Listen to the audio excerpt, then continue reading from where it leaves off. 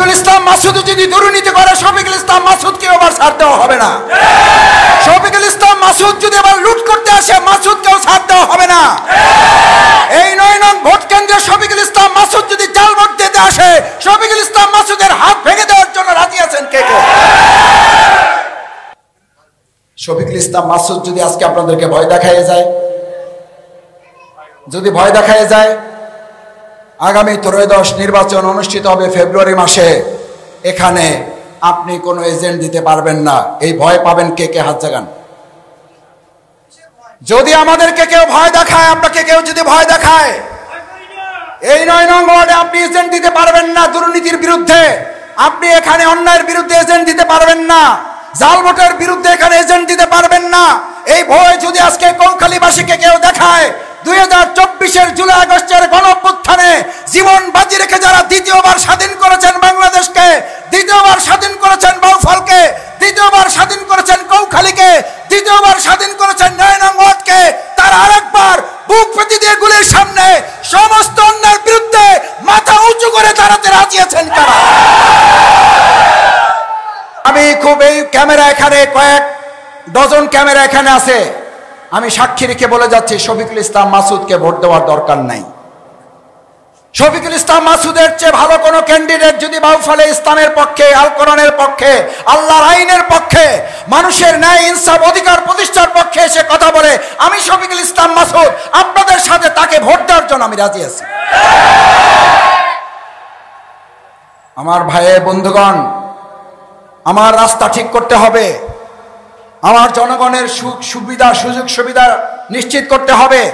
কিন্তু ইতিপূর্বে যারা ছিলেন তারা নাগরিকদের সুবিধার পরিবর্তে এমনকি তারা দলের নেতা কর্মীদের সুবিধাও না দেখে শুধু নেতারা, শুধু তাদের এমপি, শুধু তাদের চেয়ারম্যান মেম্বাররা ছাড়া তাদের কর্মীরা পর্যন্ত তাদের ভাগ্যের পরিবর্তন করতে পারে না। এরকম কোন দল, এরকম কোন নেতা এই কৌখালী থেকে আমরা আর দেখতে চাই? দেখতে চান না বিদায় এই যে আজকে এখানে হাজার হাজার মানুষ আপনার এখানে উপস্থিত হয়েছেন, এটা শফিকুল ইসলাম মাসুদের ভালোবাসার জন্য আসেন নাই। আমি জানি আপনারা এসেছেন একটা মেসেজ, একটা বার্তা, একটা খবর আমাদেরকে দেওয়ার জন্য। সেটা হলো মাসুদ ভাই আপনিও যদি অন্যায় করেন আপনাকেও ছাড় দেওয়া হবে না। শেখ হাসিনা খুব ভালো করে জানতেন বাংলাদেশ জামাত ইসলামী ছাত্র শিবির কি জিনিস। বাংলাদেশ জামাত ইসলামী ছাত্র শিবিরকে ফাঁসির মঞ্চে নেওয়া গেছে। বাংলাদেশ জামাত ইসলামী ছাত্র শিবির 1 সেকেন্ডের জন্য কারো কাছে মাথা নত করে। আমরা ফাঁসির মঞ্চে হাসতে হাসতে গিয়েছি। আজ আমাদেরকে কেউ কেউ বলেন আমরা আশ্রয় দিয়েছি, আপনারা টিকে ছিলেন, আমাদেরকে হুমকি দামকি দেওয়ার চেষ্টা করা হয়। ফলে একটা কথা পরিষ্কার বলি, গালিগালাজ করে ধমকা ধমকি করে এখন আর মানুষের মন জয় করতে পারবেন না। ধমকা ধমকি করে গালিগালাজ করে ঢাকা বিশ্ববিদ্যালয় হাতছাড়া করেছেন, জাহাঙ্গীরনগর বিশ্ববিদ্যালয় হাতছাড়া করেছেন, বাউফলও হাতছাড়া হবে। কারণ আগামীর বাউফল ভয়ভীতির বাউফল না, আগামীর বাউফল ভালোবাসার বাউফল। আপনারা ভয়ভীতি দেখাবেন, আমরা ভালোবাসা দিয়ে মানুষের মন জয় করে এখানে বিজয় নিয়ে আসবো। ভয়ভীতি দেখে জমি দখল করা যায়, মাঠ দখল করা যায়, দোকান দখল করা যায়, ঘাট দখল করা যায়, টেম্পো স্ট্যান্ড দখল করা যায়, একজন মানুষের হৃদয় দখল করা যায় না। আমরা কি ঘাট, টেম্পো স্ট্যান্ড, লঞ্চ ঘাট দখল করবো না মানুষের মন জয় করবো? দেখি রাজি আছেন কারা?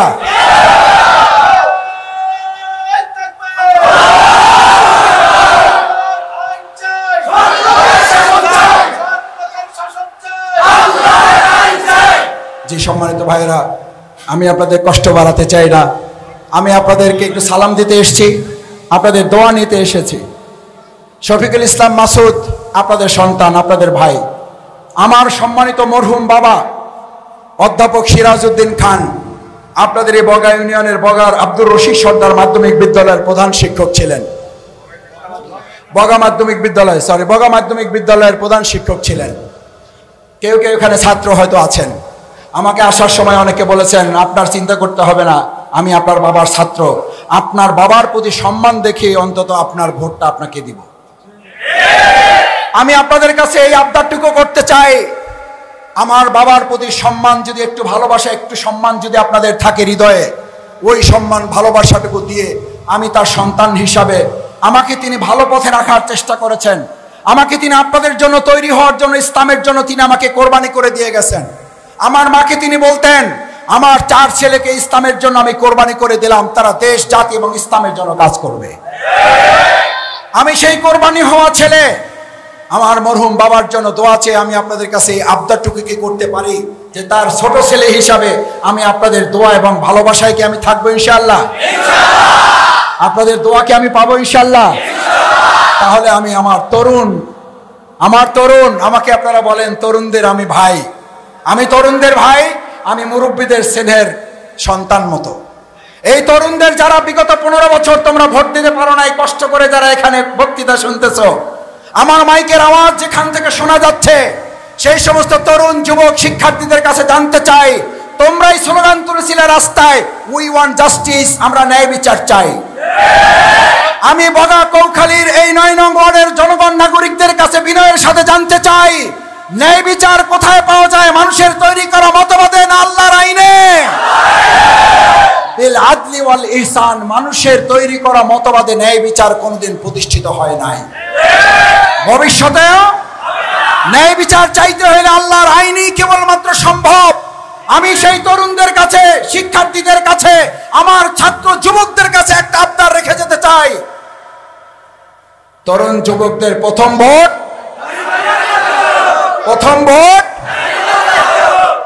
আল্লাহ তাআলার কাছে সেই তৌফিক কামনা করছি। আসুন কৌখালীর সকলের ভোট, 9 নং ওয়ার্ডের সকলের ভোট, সবাই কাঁধে কাঁধ মিলে কাজ করব, গলাগলি করব, আমরা কোলাকুলি করব, আমরা গালাগালি করব না। আপনি আমাকে গালি দেন, অসুবিধা নেই, গালি দিয়ে মন পাওয়া যায় না, ভোট কমে যায়। গালাগালিজ করবেন না, ভয় দেখাবেন না, চোখ রাঙাবেন না। চোখ রাঙাবেন তো ভয় মানুষের কেটে যায়, কারণ ভয় দেখাইতে দেখাইতে শেখ হাসিনা নিজে ভয় পাইয়ে দেশ ছেড়ে। আচ্ছা, আমরা এই মহিলার কেউ দেশ ত্যাগের কথা বলছিলাম? আমরা বলছিলাম পদত্যাগ করেন। হে এত ভয় দেখাইছে, শেষে নিজে এমন ভয় পাইছে যে পদত্যাগ করে নিজে বাঁচতে পারবে এই চিন্তা করে নাই, কারণ এত ভয় দেখাইছে শেষে নিজেই ভয়। সুতরাং কৌখালীতে আর নতুন করে কেউ ভয় দেখাই আবার কৌখালী ছাড়া হওয়ার চিন্তা আপনি করেন না। আমরা চাই না ভবিষ্যতে আর কেউ কৌখালী ছাড়া হন, আমরা চাই না ভবিষ্যতে আর কেউ বাউফল ছাড়া হোক, আমরা চাই না ভবিষ্যতে এমন কেউ তৈরি হোক যাকে আবার বাংলাদেশ ছেড়ে হেলিকপ্টারে পালাইতে হবে। চাই না বলেই আমরা অনুরোধ করতেছি, বিনয়ের সাথে বলতেছি, চোখ রাঙাইয়েন না, ভয় দেখাইয়েন না, কারণ ভয় দেখাইতে দেখাইতে পদত্যাগ করেও ছাড় পাওয়া যায় না, শেষ পর্যন্ত কি ত্যাগ করতে হয়? আল্লাহ তাআলা আমাদের সবাইকে সেখান থেকে হেফাজত করুন। আমাদের অসুবিধাটা কি? আমাদের অসুবিধাটা হলো আমরা প্রত্যেকে যার যার সম্মান মর্যাদা নিয়ে আমরা বাঁচতে চাই। আমরা কেউ খাইতেও চাই না, কারো খাওয়াইতেও চাই না, আমরা কেউ কারো খাইতে পড়তে চাইও না। কিন্তু আমাদের অসুবিধা হলো আমরা নির্বাচনের আগে সেবক সেবক ভাব দেখাই, নির্বাচনের পরে আমরা মালিক হয়ে যাই। আমার দোকানের মালিক আরেকজন হয়ে যায়, আমার জমির মালিক আরেকজন হয়ে যায়, আমার ওয়ার্ডের মালিকানা একটা দল ব্যক্তির হাতে চলে যায়। আমি আজকে এই 9 নং ওয়ার্ডের কৌখালীবাসী নাগরিকদের জিজ্ঞেস করতে চাই, বাউফলে কৌখালীতে আগামী দিনে আপনারা কি মালিক চান না সেবক চান? আপনারা আগামী দিনে ইমানদার চান না প্রতারক চান? বিগত 53 বছর এই দেশ স্বাধীনতার পর এরকম প্রতারক আমাদের সামনে আসছে না আসে নাই? সেবক হওয়ার কথা বলে তারা কি হয়ে গেছে? কি হয়ে গেছে? তারা মালিক হয়ে গেছে। আমরা আগামী দিনে কৌখালীতে আর কোনো মালিক বানাতে দিব না। এটা একটা ভোট কেন্দ্র। আমার সম্মানিত নাগরিক বৃন্দ, এই ভোট কেন্দ্রে এই এলাকায় আমি আসতে গিয়ে আমার সাথে একটা গাড়ি ছিল, গাড়িটা আমি নিয়ে আসতে পারি নাই। আমাকে বলা হলো গাড়িতে যেতে পারবেন না। মোটর সাইকেলে আসতে গিয়ে আমি কয়েকবার পড়ার উপক্রম, আমি বারবার দোয়া পড়তেছিলাম যে আল্লাহ আমার সাথে কয়েকশো মোটর সাইকেল আছে, না জানি কয়টা মোটর সাইকেল মাঝখানে পড়ে যায়। আমরা সবাই আল্লাহ শুকরিয়া আদায় করি, আলহামদুলিল্লাহ। ভাই, নেয়ামত দেওয়ার মালিক কে? নেয়ামত নিয়ে যাওয়ার মালিক কে? আলহামদুলিল্লাহ। বিদ্যুৎ আসছে, আল্লাহ শুকরিয়া আদায় করে আরেকবার আলহামদুলিল্লাহ। যে কথা বলছিলাম আসতে গিয়ে, যে রাস্তার অবস্থা, এই রাস্তা ঠিকঠাক করার জন্য বিগত দিনে আমাদের কোনো সেবক থাকার কথা ছিল না? ছিল না? কিন্তু কোনো সেবক ছিল? ছিল না, তারা ছিল মালিক। মালিক হওয়ার কারণে আমাদের ওই সমস্ত মালিকদের ঘরবাড়ি একতলা থেকে দোতলা, তিনতলা, চারতলা হয়েছে, আমাদের রাস্তা সংস্কার হয় নাই, আমাদের কাঁচা রাস্তা পাকা হয় নাই, আমাদের ভাঙা রাস্তা ঠিক হয় নাই, আমাদের ছাত্র ছাত্রীদের স্কুল কলেজকে আর উন্নত করা হয় নাই। আজ কৌখালীবাসী ৯ নং ওয়ার্ডের নাগরিক বৃন্দের কাছে জানতে চাই, আগামী দিনে আমরা কি এই বাউফলে, আগামী দিনে বগাতে, আগামী দিনে কৌখালী ৯ নং ওয়ার্ডে আমরা কি প্রতারক কোন সেবক চাই, নাকি আমরা বিশ্বাসঘাতক চাই, নাকি আমরা ইমানদার সেবক চাই? ইমানদার সেবক মুখের কথায় পাবেন না। ইমানদার সেবক পাইতে হলে আল্লাহতে বিশ্বাস করতে হবে। ইমানদার সেবক পেতে হলে ব্যক্তির মতবাদ দিয়ে এই সমাজে ইমানদার সেবক তৈরি হয় না, চোরের খনি তৈরি হয়। এই 53 বছর যারা দেশ পরিচালনা করছে তারা নিজেরাই, আমরা তাদেরকে গালি দেই নাই, তারা নিজেরাই নিজেদেরকে গালি দিয়ে বলছে সবাই পায় বাংলাদেশে সোনার খনি, আমরা পাইছি চোরের খনি। আমাদের 53 বছরে বাংলাদেশ সুশাসনে আমরা 1 নাম্বার হইতে পারি নাই, কিন্তু আমাদের দেখতে হয়েছে এই বাংলাদেশ 1 বার 2 বার 3 বার দুর্নীতিতে চ্যাম্পিয়ন হয়েছে।